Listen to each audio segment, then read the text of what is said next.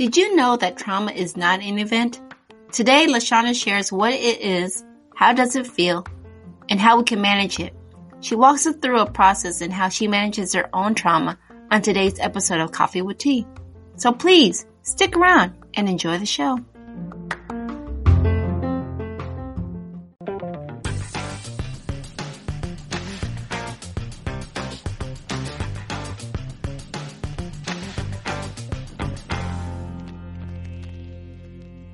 Welcome, my friends, to another episode of Coffee with Tea. I'm your host, Tanya Tyler, and I'm excited because I have the CEO and founder of Labors of Love Counseling and Consulting, Ms. Shanda Sugg, here with us today. We're going to talk about trauma and how does it rear its ugly head in your life. So without further ado, I'd like to welcome Ms. Shanda. Thank you for being here. Thank you for having me so much. I appreciate it. I thought this was going to be a very key topic, especially with the times that we're dealing with. So really, I guess I would say, first of all, how are you dealing with everything that's going on? Well, I appreciate that question. Daily, moment by moment, day by day. I think, so maybe 2 weeks ago, or definitely like about a week ago, I was not doing very well. Very overwhelmed, the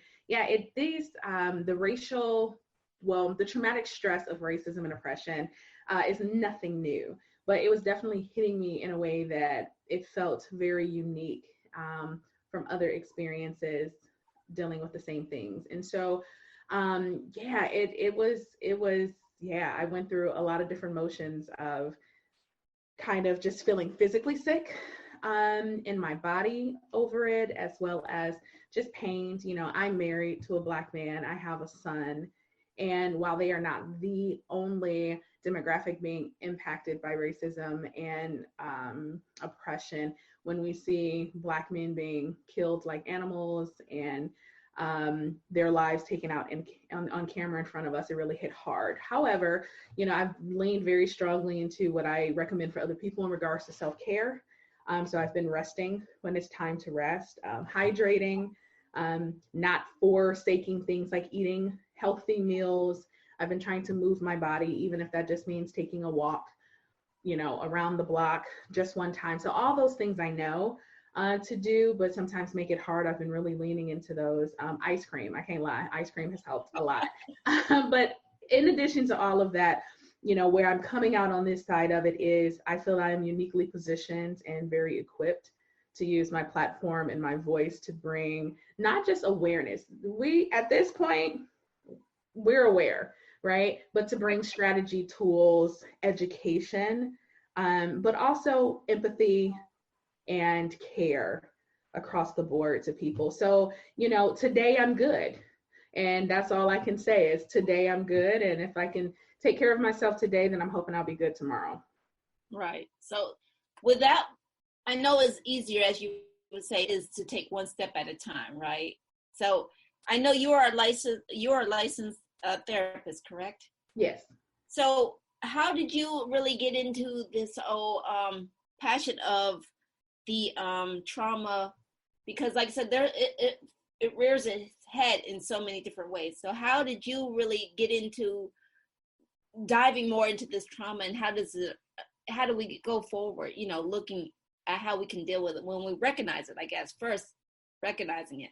Yeah. So, you know, as I've been doing some writing, and the more I write and the more I explore this, the more I realize that, you know, ultimately I feel like I was born for this work, and my whole life prepared and cultivated me for it, but I didn't always know that. So honestly, what helped me dive into trauma specific is when I realized I had experienced trauma. And I realized that in a work training and a conference in Columbus, this was I don't know, a long time ago, over a decade ago. So trauma-informed care was this buzzword that was popping up, and it was new and it was intriguing for a lot of people. And I worked for a community mental health organization, and they sent me to this training because I was a trainer for the organization, and it was called Children of Trauma. And it was in the midst of that training that I realized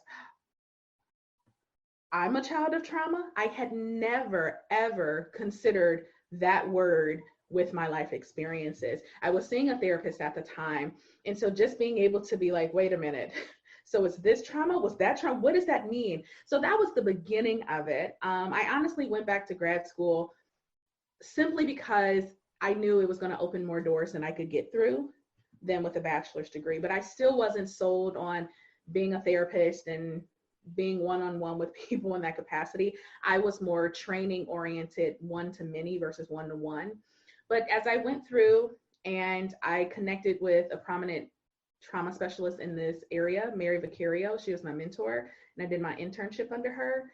And watching how that played out in the training world inspired part of my business. And then I took a training called developmental and relational trauma therapy as a clinician. But that model requires you to do your own work, and it changed my life. And so just kind of taking that training and seeing how I can provide the training using my gift, but actually dig into my own experiences to stop generational trauma and then help people do that. That was just amazing. So really my own trauma. Right. Into the work. So before we really dive into more of trauma and what it is, can you sort of like explain to me or explain to the listeners what is trauma and what is your definition of the trauma that people are dealing with? Absolutely. So I like to say that trauma is not an event or a series of events, but it is the worldviews, the beliefs, and the behaviors that result from those events and those series of events, and they live in our bodies, right? So I have extensive childhood sexual abuse as part of my trauma story. It's not as much that those incidents were the trauma, but the belief that my body was not my own, the low self-esteem that came with it, people pleasing, all of those, that's the trauma that I help people address. It's the effects of those events. It's the impact of those relationships that is really the trauma, because that's what's playing out on a regular basis. You know, something I frequently say is so many of us are walking around living out our trauma, calling it personality. You know, that's just how I am. I don't know. I've always been like that. That's just what I do. And that's for us, right? Or that's just how my family is. But then even culturally, like we call it culture, but it's really just manifested trauma. And we are seeing this play out before our eyes with the racial unrest or the traumatic stress from the racial trauma that's happening. People are creating a story around rioters and looters, and they're saying they're thugs, they're bad people, they're animals. Well, really, that just goes to reinforce a narrative they already want to use. What we are seeing is the manifestation of the trauma that Black people have experienced and endured since the beginning of the foundation of this country. And so it's when people say slavery ended so many years ago, or that's so far in the past, well, what about all of the things that are a result of that? That's the trauma. So when I talk about it, I'm not event specific, and I'm not necessarily talking about events. It's helpful for us to identify the event, but yeah, the event is over. But how our bodies respond after that, that's the trauma that's still living within us. That's what I help people explore, work through, build a way to feel safe in our bodies is the foundation of healing from trauma. And when things are being enacted or reenacted, it's a lack of safety that we're feeling in our bodies. So a lot of the trauma, like if I'm hearing you correctly, is not really there. I mean, the event may have triggered it, but it's the reaction and the stories that we keep playing over in our heads that's causing our trauma, right? Yeah. So what are some of the, I mean, I know you can't solve it in 20 minutes or anything like that, but like, what's some of the key things that we can maybe be possible or mindful of when we're starting to hear those stories play in our head? Yeah. So one of the biggest things that we can do is become more connected with our bodies. These experiences, they live and they get stuck and they move throughout our bodies. And before anything is ever a story we've made up or a thought. It was a feeling. Before Mm-hmm. it was that feeling or emotion, it was a sensation in our body. So helping people just be even aware of that. How do you start to connect with where this lives in your body? Because we can see, I'll give an example based on when what's been happening lately. When George Floyd was murdered, and I went into this space of immobility. I couldn't move, um, shortness of breath, like physical pain. And I had to use the skills that I help other people develop. And I said, okay, where is this in your body? And so I traced that back. Where is this in my body? It was very heavy in my chest, like hard to breathe. What I know, because I've been doing this work, my own healing work, is when things are centralized to my chest area and it impacts my breath. A lot of that is centralized around when I was raped when I was 14. And Mm. so I've been doing my work enough to know that. So the fact that I was feeling it in my chest, really what was being activated in me were feelings of hopelessness, feelings of helplessness, feelings of I'm trying to communicate something and people aren't listening. People aren't believing my story. People are not, my internal experience is not being validated externally. So, really, what the racial trauma of George Floyd's death did for me is it exacerbated my own personal trauma of helplessness, hopelessness, being unheard. And so once I was able to realize and recognize that what was happening, I could do things like slow my breath, deep breaths, deep breaths. And then I had to work with that historical part of myself, that 14-year-old little girl. She still lives in me. And when she feels helpless and hopeless, she just starts trying to just get my attention. So my breath gets short. So I had to have a conversation with her. And I had to say, I know what this feels like. You are safe. In this moment right now, you're okay, right? We will be heard. Your experience is valid. So working with that historical trauma within myself helps me to be able to breathe a little more clearly, right? It helps me to do that. But that started with an awareness in my body and kind of that breath work that I needed to do. Once I was able to do that, I was able to stand very firmly in who I am now, my functional adult, and say, I have a platform, I have a voice, and we will be heard. We can't, and it's not even my goal to change everybody's mind, because some people, their minds are set, right? Their minds are set. But there are people who just don't know. Those are the people I'm appealing to, right? Those are the people I'm talking to. You don't know, let me tell you. And Right. so I've been able to kind of mobilize myself from that space to avoid a more active space in kind of getting this across. So what I would say to people is trace it back to your body. Where do you feel it? Questions I ask is, where do you feel that in your body? And if you had to give it a shape, color, and size, what would it be? When Mm. people are able to visualize that, that dark boulder feeling or that green slimy feeling or that nasty paint water when you've been painting and it's that, or nasty dishwater, people come up with very descriptive, colors and images that becomes this kind of very live thing. Then the next question I say is, and what other experiences in your life does Mm. that feeling remind you of? And then they're able to say, oh, when I was in high school and this happened, when I was 10 and this happened, when I was 5 and this happened. And it's like, yes, right? So what's happening right now is, while it is horrible, the feelings of overwhelm is because it's mixing with all of these other unaddressed things that we haven't dealt with. And so it just becomes more and more heavy, more and more overwhelming. And so if people can just start to take those deep breaths and realize that whatever happened when you were 5, it's not happening right this second. Not because it's not important, but because that allows us to kind of isolate and focus on what's right in front of us right this second. And then hopefully with the help of people who can help them process, whether it's groups or a therapist, then we can start going through those different events and getting some clarity around them, but also helping those historical parts of ourselves feel safe in the moment. And that's the work that I do with people in regards to their own developmental and relational trauma. Okay. So, I mean, there's a lot of books that tell you, you can do this, do that. But I mean, for the therapy thing, a lot of people have had that negative stigma about mental health. But this is a mental health issue that continues in life if you go without unresolved, correct?